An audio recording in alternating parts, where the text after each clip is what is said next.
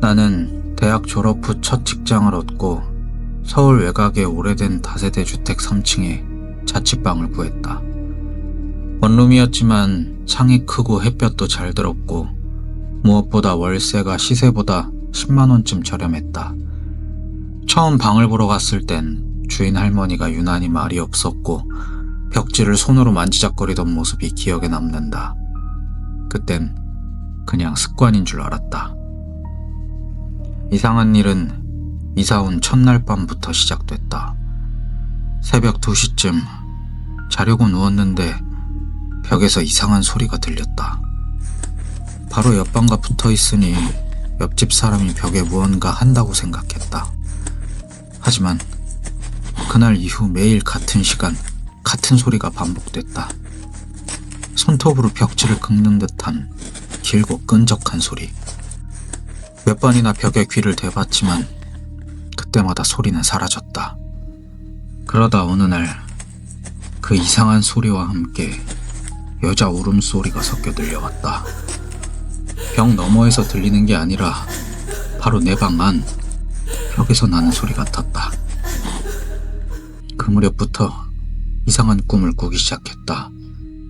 어두운 방 안, 내가 자고 있는 침대 옆에 한 여자가 앉아 있었다. 머리는 길고 얼굴은 보이지 않았다. 그녀는 나를 뚫어지게 쳐다보다가 천천히 내게 얼굴을 가까이 가져왔다. 꿈이라기엔 너무 생생했다. 나는 소스라치게 깨고 온몸에 식은땀이 흘렀다. 하지만 더 이상한 건 매번 꿈에서 깬 후엔 내 오른쪽 팔에 시퍼런 멍이 들어있다는 점이다. 마치 누군가가 손으로 꽉 잡았던 듯한 자국.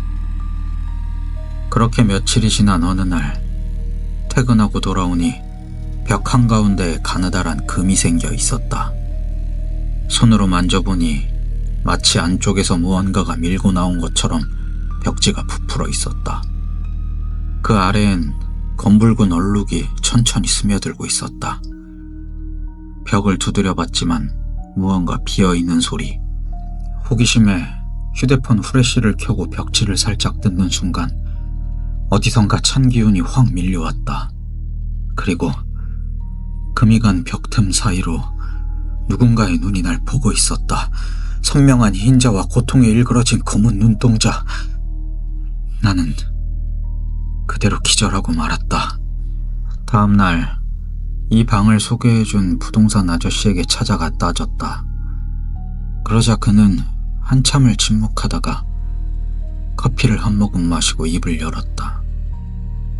그 방, 사실 예전에도 한번 큰 사건이 있었어. 그의 말에 따르면 7년 전 한 여대생이 그 방에서 실종됐다고 한다. 창문도 문도 모두 안에서 잠겨 있었고 사라진 흔적조차 없었다. 수사 끝에 자발적 가출로 마무리됐지만 아무도 그녀가 방을 나가는 걸 본 사람이 없었다. 그 이후 몇 명의 세입자가 짧게 살다 나갔고 어떤 사람은 벽에서 사람이 나오는 꿈을 꾼다며 한밤중에 짐을 싸서 나갔다고 한다. 그 방, 원래 벽 뒤에 작은 수납 공간이 하나 더 있었대. 리모델링 하면서 막았지만 안 보인다고 없어진 게 아니잖아. 부동산 아저씨는 씁쓸하게 웃었다. 나는 그날 이후 밤마다 벽 앞에서 절대 눈을 떼지 못했다. 소리는 더 선명해졌고 이제는 속삭임까지 들렸다. 여기 꺼내줘. 제발. 나는 더 이상 참지 못하고 직접 벽을 뜯기로 결심했다. 손도끼를 사와 금이 간 벽을 조금씩 부쉈다. 먼지와 함께 드러난 벽 안쪽, 그 안에는 정말 작은 벽장 같은 공간이 있었고 그 속에는 쪼그라단 여성의 유골이 웅크리고 있었다. 입에는 검정천이 막혀 있었고 손은 묶여 있었다. 온 몸에 고통의 흔적이 가득했다. 나는 바로 경찰에 신고했고 현장 수습과 함께 실종됐던 여대생의 DNA와 일치한다는 통보를 받았다. 며칠 후 그녀의 가족이 조용히 장례를 치렀다. 이상하게도 그녀의 유골이 방에서 나간 이후로 벽에서는 아무 소리도 들리지 않았다.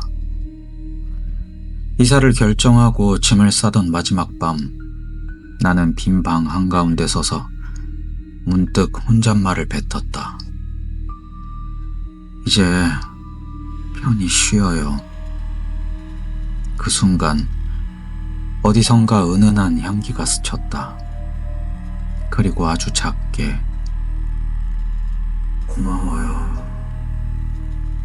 나는 다시는 그 방을 돌아보지 않고 조용히 문을 닫았다.